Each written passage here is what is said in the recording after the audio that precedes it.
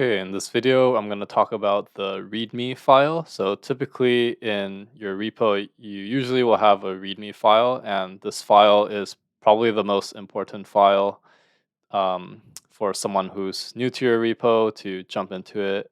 And it's supposed to explain everything about how to use your repo and if there's anything you need to make your repo work or if there's any special instructions. Okay, so that's pretty much the gist of what a repo is.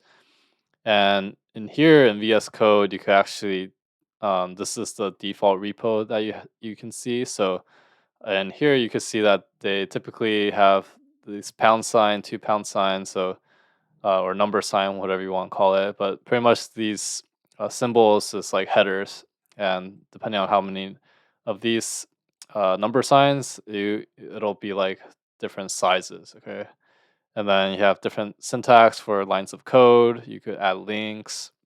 There's a lot of different things you could do. But this one here is the one that's default generated.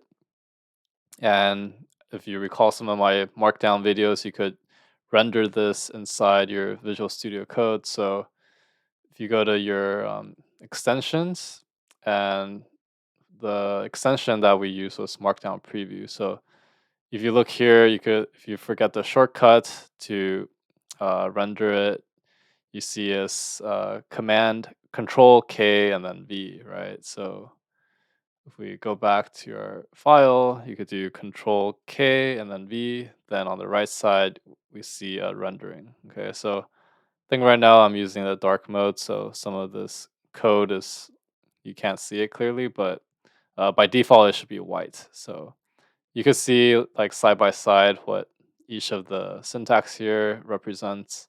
So usually the best way is just to look at example and then you could easily follow through. So some examples I particularly like, if you go to GitHub, and then NVIDIA is known to have pretty good readmes in my experience. So if I just open up, say, TensorFlow, and you see they have a README here, right? So you could go ahead and look at this. You can see the raw version, or probably you want to see you can see like different, yeah, the display source blob. That's the one I was looking for. So if you click that, you can see the exact symbols they're using to generate their README. Okay, but the main thing I want to point out about this is that the readmes that they generate is very specific, and um, they talk about different releases. If you have a big project that has different release dates, they have like certain keywords that um, people should be aware of, different bug changes. So you can see that a lot of this readme is very comprehensive. So depending on the scope of the project, the size of the project, you could modify your README to fit whatever your user need is. But the key point is that when you create this README, it should be good enough for the user to jump into your repo and get started.